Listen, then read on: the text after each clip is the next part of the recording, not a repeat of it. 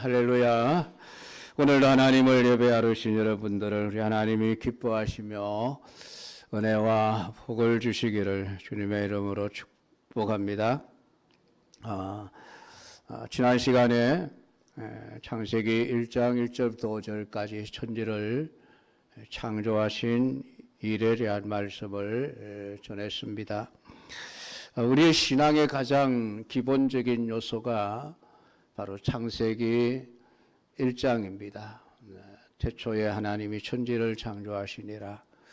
오늘 이 말씀이 우리 신앙의 가장 기초요, 창세기 1장에 대한 우리의 믿음이 제대로 견고한 기초가 되어져야만 그 위에 세워지는 우리의 믿음이 견고해질 수 있습니다.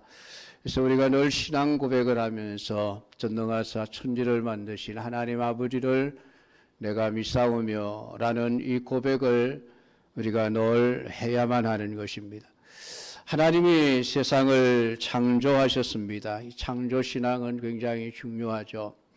오늘날 우리 한국교회 안에 유신진화론이라고 하는 창조신앙을 무너뜨리는 잘못된 신학이 들어와서 많은 성도들, 특히 젊은이들의 신앙을 무너뜨리고 있는 것을 보게 되어집니다. 성경이 세상이 말하고 있는 진화론과 맞지 않다. 6일 만에 천지를 창조했다는 것은 과학이 말하고 있는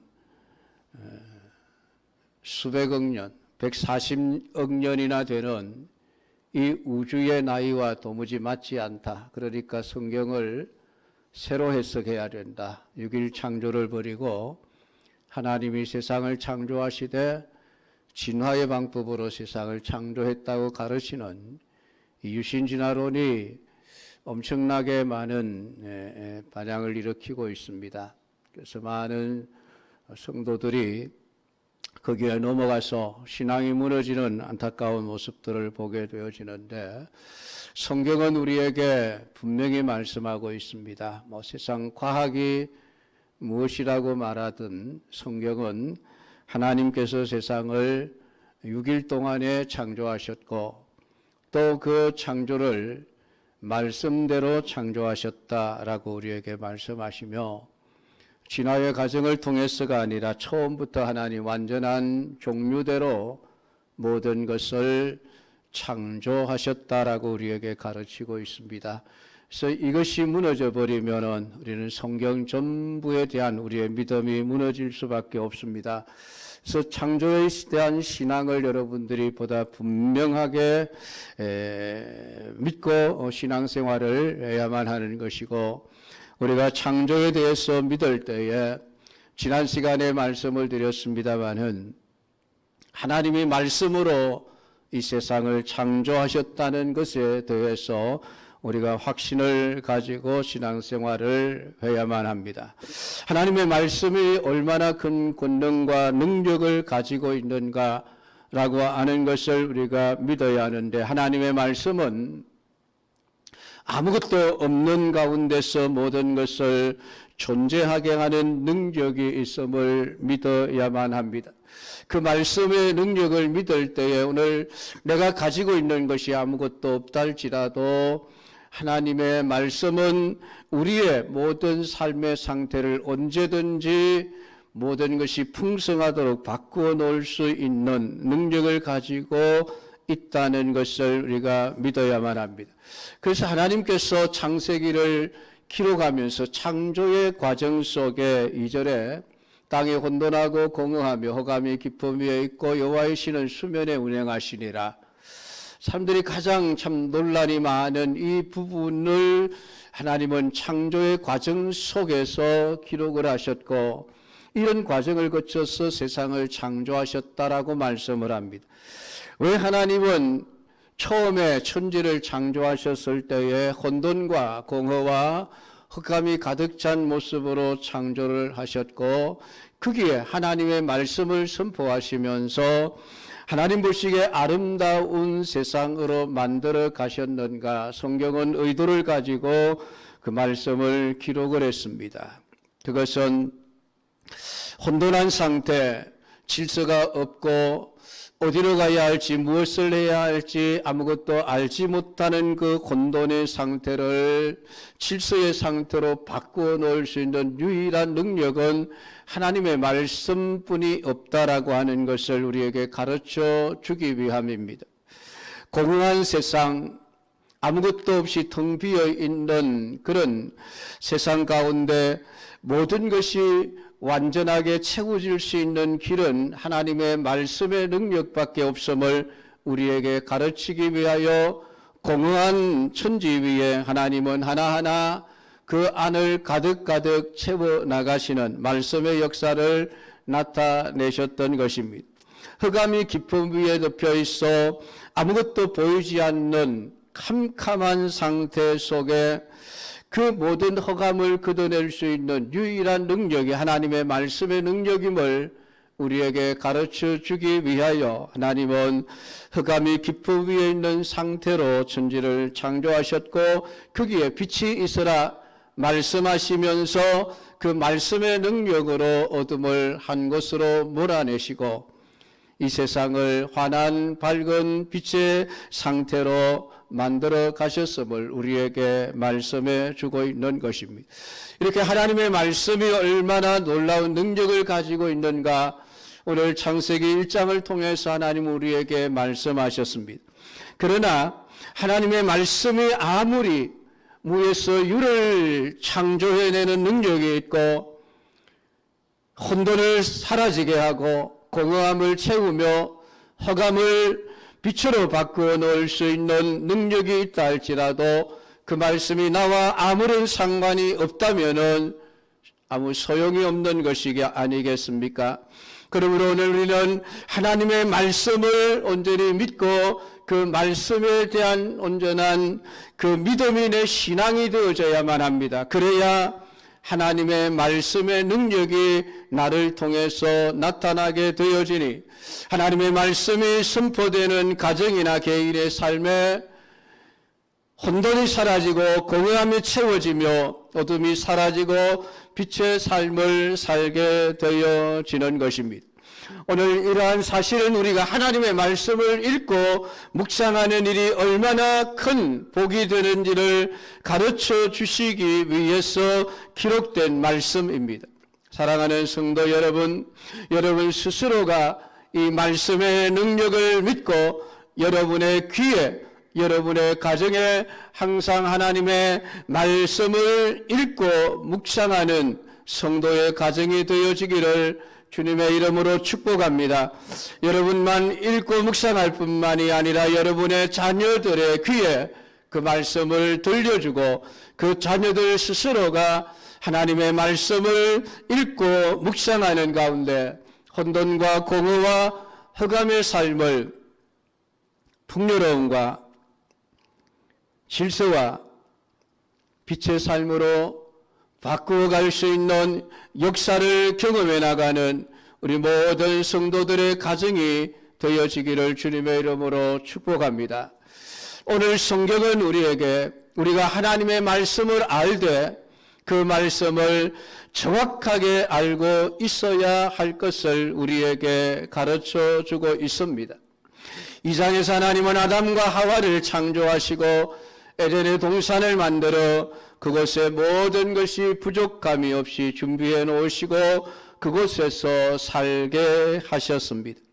그 에덴에서의 인간은 모든 피조물의 왕으로서 피조물을 통치하고 다스리며 모든 것을 누리며 살아가는 행복한 삶을 살아갈 수 있었습니다. 하나님은 그 에덴 동산의 삶에 한 가지 제약을 두셨으니 동산 중앙에 있는 선악을 알게 하는 나무의 실과는 먹지 말라, 먹으면 죽는다라고 하는 하나의 금칙이었습니다. 이 금칙은 하나님과 사람을 구분짓는 최후의 선이었습니다. 하나님은 그것까지만 인간에게 주신 것입니다. 그러므로 인간은 어떤 일이 있어도 그 선을 넘어서는 안 됩니다.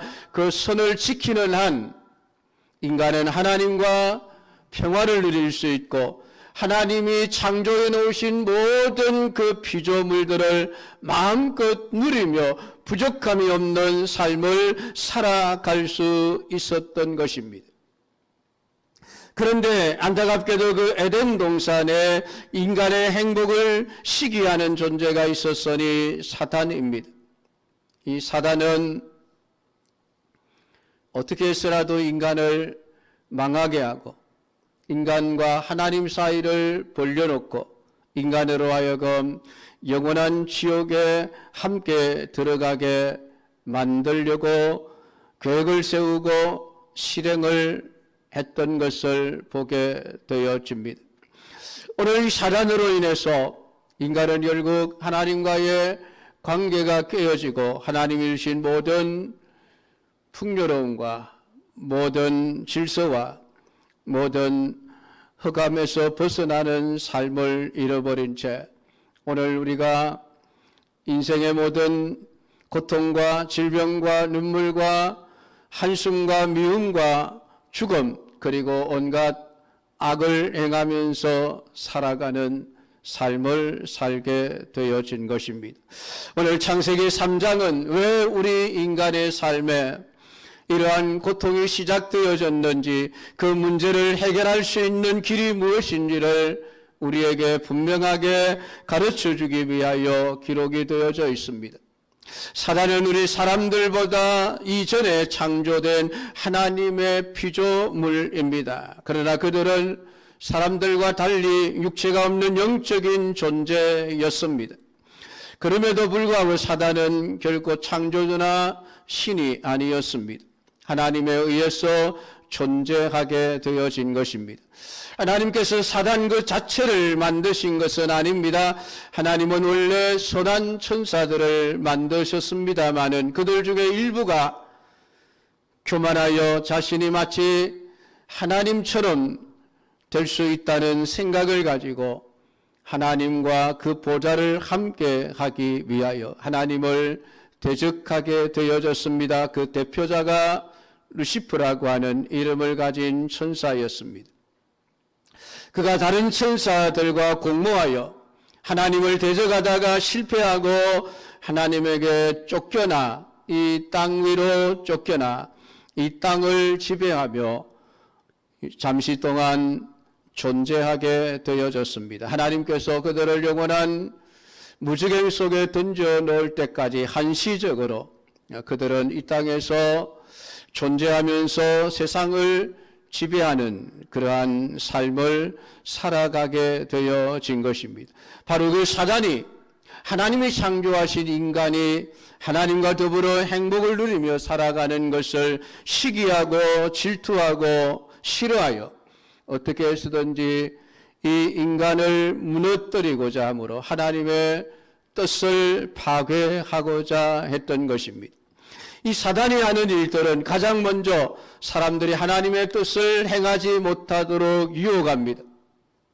오늘 우리가 읽은 본문 3장에 나타난 것처럼 하와로 하여금 하나님의 말씀을 순종하지 못하고 불순종하게 하여 넘어뜨리는 유혹하는 일을 사단은 지금도 계속하고 있습니다. 심지어 예수님까지도 유혹하여 구원사역을 행하지 못하도록 했고 예수님의 수제자였던 베드로와 예수님의 제자였던 가룟 유다까지 유혹하여 하나님의 뜻을 행하지 못하도록 무너뜨려 버리려고 하는 것이었습니다. 때로는 이 사단의 세력들은 질병의 원인이 되기도 합니다. 귀신 들린 자들이 그들입니다. 오늘 귀신 들려 자기 마음대로 하지 못하고 자신의 이 영을 지배하는 그 악한 귀신들이 시키는 대로 살아갈 수밖에 없는 존재가 되어지는 그 배경 속에 때로는 귀신들의 역사가 있는 것입니다. 또한 죄를 짓도록 사람들에게 악한 마음을 심는 일들을 하고 있습니다. 가룟 유다와 같이 예수님을 팔려는 생각을 집어넣음으로 악을 행하게 하는 일들을 하고 있습니다. 욥과 같이 인간에게 슬픔과 불행을 가져다 주는 일들을 사단은 지금도 하고 있는 것입니다. 그 사단이 지금 오늘 에덴 동산에서 행복하게 살고 있었던 하와를 찾아왔습니다. 사단 자체의 모습으로 찾아온 것이 아니라 뱀을 도구로 해서 매개체로 하와를 찾아온 것이었습니다. 그 뱀은 어느 날 갑자기 나타난 존재가 아닙니다. 평소에 늘 하와의 눈에 보였던 존재고 함께 에덴 동산에서 생활하던 하등 이상할 것이 없는 존재였습니다. 하와는 지금 그 뱀이 사단의 도구로 쓰임을 받고 있다는 사실은 꿈에도 생각하지를 못하고 있었습니다. 사단은 그렇습니다, 여러분. 우리도 모르는 순간에 우리를 시험하는 자, 우리를 유혹하는 자로 다가오는데 어쩌면은 우리에게 가장 가까운 사람이 사단의 도구로 사용될 수도 있습니다. 내 남편이, 내 아내가, 내가 가장 사랑하고 아끼는 사람이나 때로는 물건들이 나를 넘어지게 하는 사단의 도구로 사용될 수 있음을 우리에게 가르쳐주고 있습니다. 예수님을 시험하여 넘어뜨리려고 사단에게 쓰임받은 자가 누구입니까? 다른 사람이 아닌 예수님의 수제자였던 베드로였습니다. 예수님이 자신이 십자가에 죽어야 한다는 사실을 말했을 때에 베드로는 낯서면서 절대 그럴 수 없다고 예수님의 십자가행을 말렸습니다. 그때 예수님은 베드로를 향해서 사탄아 물러가라, 너는 나를 넘어지게 하는 자로다 했습니다. 그 순간에 베드로는 자신도 알지 못하는 순간에 사단의 도구로서 하나님의 뜻을 망치려고 하는 그러한 일에 쓰임을 받고 있었던 것입니다. 예수님을 은 30에 팔아버린 사람도 다른 사람이 아닌 3년 동안 예수님과 숙식을 함께 가며 예수님과 함께 복음 전하는 사역을 감당했었던 제자였던 가룟 유다가 예수님을 은 30에 팔아버렸습니다. 왜 그렇습니까? 사단의 도구로 쓰임을 받았기 때문입니다. 그러니까 바로 내 가까운 사람이 얼마든지 사단의 도구가 될 수 있다는 가능성을 우리는 항상 안고 있어야만 합니다. 아니, 내가 어쩌면은 다른 사람들을 유혹하여 넘어지게 하는 사단의 도구로도 사용될 수도 있다는 것을 우리는 늘 생각하면서 긴장하고 깨어 있어 내 자신을 온전히 지켜내지 않으면 안 되는 것입니다. 사단은 지금도 저와 여러분의 곁에서 우는 사자와 같이 삼킬자를 찾으며 두루다니고 있는 것입니다. 뱀은 자신이 사단의 도구로 쓰이고 있다는 사실조차도 알지 못했습니다. 그 사단이 사람을 유혹하는 도구는 언제나 하나님의 말씀입니다. 오늘 사단이 뱀을 통해서 하와를 유혹한 도구가 하나님께서 하신 말씀이었습니다.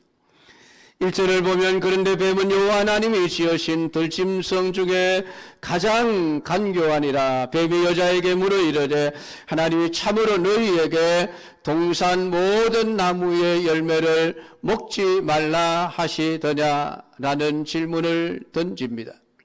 하나님의 말씀인 것 같습니다. 하나님이 진짜 동산나무의 열매를 모든 열매를 먹지 말라고 하시더냐? 하나님의 말씀인 것처럼 지금 하와에게 다가오고 있는 것입니다.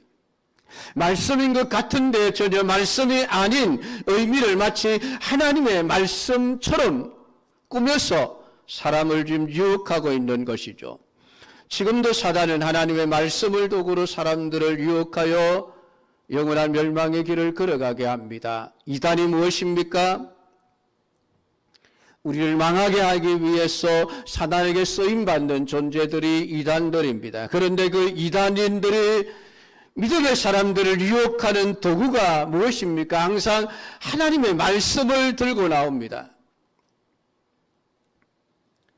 하나님의 말씀은 말씀인데 그 말씀을 약간 비틀고 말씀에 추가를 하고 말씀에서 뺄 것을 빼버리고 오늘 하나님의 말씀을 자의적으로 해석하고 변형시켜 얼른 들으면은 진짜 하나님의 말씀처럼 들리게 하면서 사람들을 넘어뜨리고 사람들을 유혹하고 있는 것입니다. 하나님을 모르는 불신자들이야 그것을 분별할 수가 없기에 넘어가는 것이 당연하다고 하지만 안타깝게도 많은 그리스도인들 중에서도 이단의 가르침에 넘어가 버리는 사람들을 볼 수 있습니다. 안타까운 일이죠. 어떻게 그럴 수가 있는가? 저들이 하나님의 말씀을 제대로 알지 못했기 때문입니다. 그러니까 오늘 이 본문에서 우리가 중요하게 생각해 보아야 할 문제가 있습니다. 사단은 왜 아담이 아닌 하와를 유혹의 대상으로 삼았는가 하는 문제입니다. 왜 그랬을까요?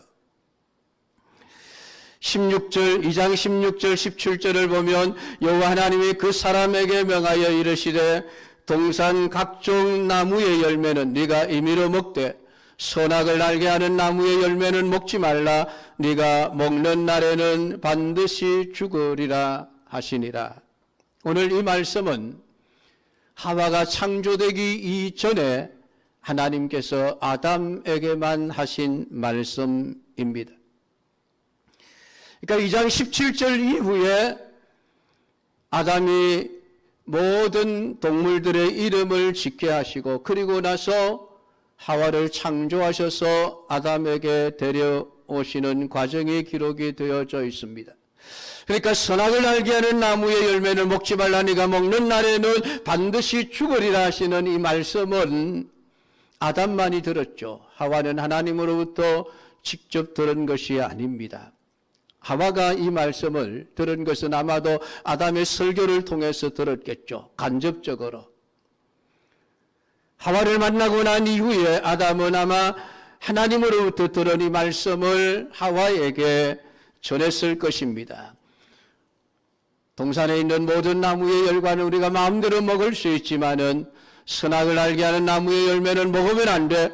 먹으면 반드시 죽는다.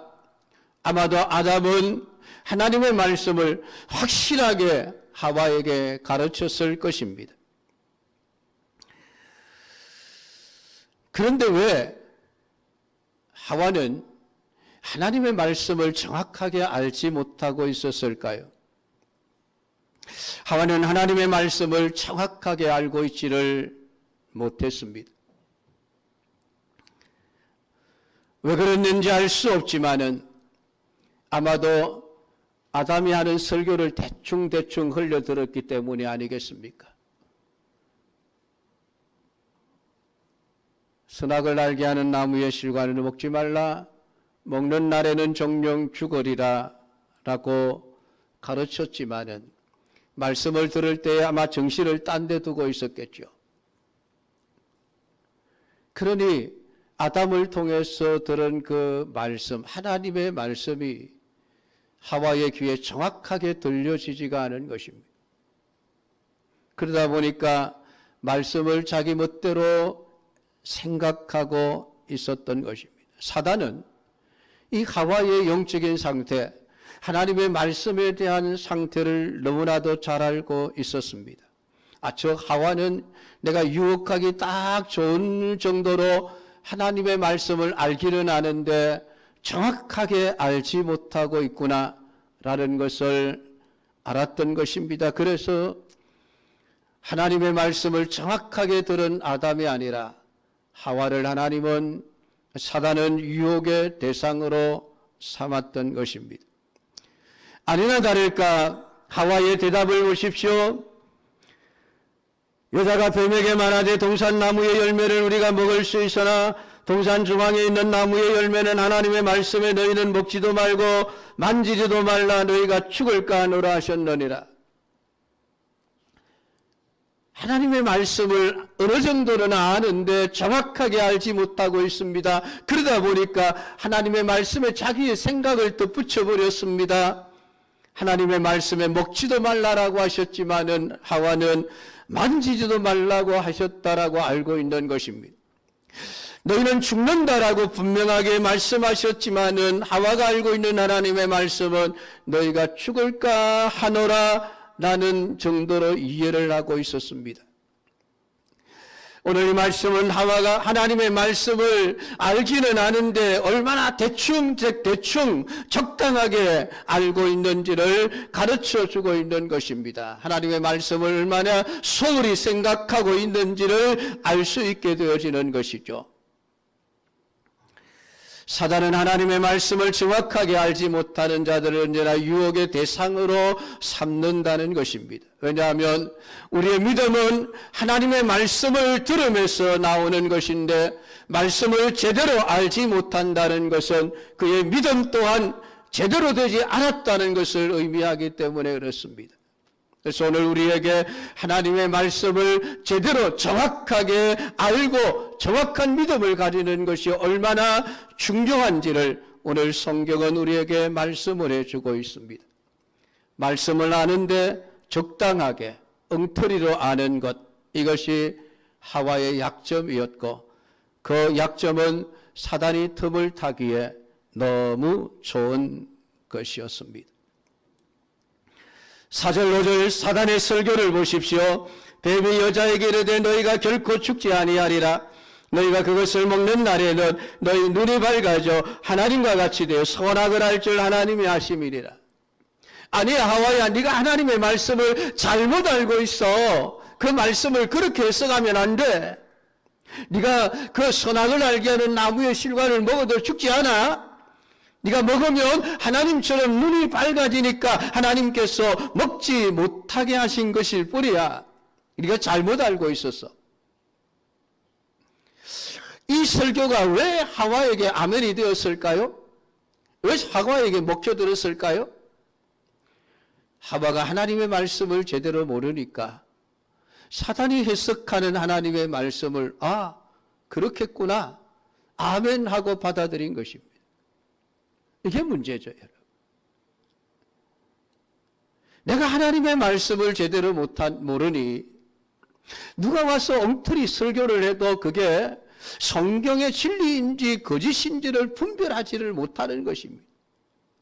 그냥 듣기 좋으면은 아멘, 아멘, 아멘 그러는 것이죠. 그러니까 믿음이 제대로 성장할 수도 없고 항상 잘못된 믿음의 길로 걸어가게 되어지는 것입니다. 오늘 사단이 하나님의 말씀을 해석한 그 설교가 거짓말로 들린 것이 아니라 하와의 귀에는 너무나 멋진 성경 해석으로 들려진 것입니다. 사단의 말이 하와의 생각을 지배하기 시작했습니다. 여자가 그 나무를 본 적 먹음직도 하고 보암직도 하고 지혜롭게 할 만큼 탐스럽기도 한 나무인지라 여자가 그 열매를 따먹고 자기와 함께 있는 남편에게도 주매 그도 먹은지라. 하와의 눈에 선악과 열매가 평소와는 다르게 보였습니다. 평소에는 먹음직스럽게 보이지를 않았습니다. 보암직스럽게 보이지도 않았습니다. 지혜롭게 할 만큼 탐스럽게도 여겨지지 않았습니다. 그냥 동산에 있는 수많은 열매보다 특별한 것이 하나도 없는 나무로 여겨졌습니다. 어쩌면은 다른 열매들보다 더 맛없게 생겼을지도 모릅니다. 그래서 하와는 평소에는 그 열매를 보고 따먹고 싶은 생각이 눈꼽만큼도 들지 않았습니다. 그 선악과의 나무가, 그 열매가 달라진 것은 조금도 없습니다. 어제의 그 나무 그대로, 어제의 그 열매 그대로였습니다. 그런데 하와의 눈에 달라 보였습니다. 무엇 때문입니까? 하와의 마음의 상태가 달라졌기 때문입니다. 그 마음이 하나님의 말씀보다 사단의 설교에 마음을 빼앗겨 버렸으니 오늘 그의 눈에 보이는 선악과 열매가 달라 보이기 시작했던 것입니다. 하나님의 말씀을 어떻게 해석하느냐에 따라 그 사람의 행동과 결과가 전혀 다르게 나타납니다. 그렇기 때문에 우리는 하나님의 말씀을 바로 해석하고 바로 알고 있어야만 합니다. 우리가 하나님의 말씀을 들을 때에 얼마나 집중해서 들어야 하는지, 우리가 하나님의 말씀을 왜 날마다 읽지 않으면 안 되는지, 하나님의 말씀을 우리가 듣지 않으면 안 되는지 오늘 성경은 우리에게 그것을 가르쳐주고 있습니다. 베드로후서 3장 16절에 모든 편지에도 이런 일에 관하여 말하였으되 그 중에 알기 어려운 것이 들어있으니 무식한 자들과 굳세지 못한 자들이 다른 성경과 같이 그것도 억지로 풀다가 스스로 멸망에 이르느니라. 말씀에 대하여 무식하고 하나님의 말씀에 대하여 확신이 없는 자들이 성경의 해석을 엉터리로 풀다가 결국은 멸망에 이른다라고 베드로 사도는 경고해 주고 있습니다. 오늘 하와는 하나님의 말씀에 대한 해석의 실패가 그를 돌이킬 수 없는 죄악 속으로 빠져들게 하고 말았습니다. 사랑하는 성도 여러분, 하나님의 말씀을 얼마나 귀 기울여 들어야 하는지를 오늘 성경은 말씀합니다. 여러분, 베드로가 왜 예수님을 3번이나 모른다고 부인하는 죄를 짓게 되었을까요? 왜 그는 사단의 유혹에 넘어갔을까요? 예수님의 말씀을 우습게 여겼기 때문에 그렇습니다. 예수님은 미리 경고하셨습니다. 베드로야, 오늘 밤 달기 울기 전에 3번 나를 모른다고 부인하리라. 예수님은 분명히 말씀하셨습니다. 그런데 베드로는 그 말씀을 귀담아 듣지 않았습니다. 우습게 여긴 것입니다. 그냥 흘려버렸습니다. 만약에 베드로가 예수님께서 저렇게 말씀하셨는데 저 말씀이 사실일 텐데 내가 어떻게 하면 예수님을 모른다고 부인하지 않을까? 그것을 깊이 생각하며 마음에 다짐을 하고 내가 결코 예수님을 부인하지 않아야 될 텐데 그렇게 하나님의 말씀을 생각하고 있었다고 한다면은 어쩌면은 그는 예수님을 부인하는 죄를 짓지 않았을 수도 있습니다. 왜냐하면 예수님께서 미리 그것을 말씀하신 의도가 거기에 있기 때문에 그렇습니다. 왜 미리 알려주시겠습니까? 대비하라는 것이죠. 대비하라. 넘어지지 않도록 대비하라. 준비해라. 하나님의 말씀을 마음에 새기고 넘어지지 않도록 마음을 다잡으라. 그런데 베드로는 말씀을 우습게 여겨버렸습니다. 왜요? 자기를 믿었으니까. 내가 그럴 리 없어. 내가 죽기까지 예수님을 따르겠다고 다짐했는데 나는 결코 넘어지지 않을 거야. 예수님의 말씀을 우습게 여기다가 결국은 여종의 말 앞에서도 나는 예수님을 몰라 3번이나 모른다고 부인할 수밖에 없었습니다. 하와는 아담을 통해 주신 하나님의 말씀을 대충 알고 있었습니다. 정확하게 알지 못하니까 엉터리 설교를 하니까 그것이 진리인 줄 알고 아멘하고 받아들여 넘어가는 것입니다. 사랑하는 성도 여러분, 하나님의 말씀을 매일 읽어야 합니다. 에베소서 6장 17절 하나님의 전신갑주를 입으라 말씀하시고 우리가 사단을 이길 수 있는 유일한 무기가 성령의 검 곧 하나님의 말씀을 가지라 우리에게 말씀해 주고 있습니다. 하나님의 말씀이 마귀를 싸워 물리칠 수 있는 칼인데 칼날이 부러져 있거나 칼날이 무뎌져 있거나 그러면은 여러분 어떻게 여러분 사단과 싸울 수 있겠습니까? 하나님의 말씀의 날이 서 있어야 합니다. 말씀의 날을 늘 숫돌에 매일매일 갈아야 합니다. 여러분. 하나님의 말씀을 매일 여러분 읽으셔야 합니다. 대충 듣지 마십시오. 제 설교가 거짓이 아니라고 여러분 자신할 수 있으십니까? 믿으십니까?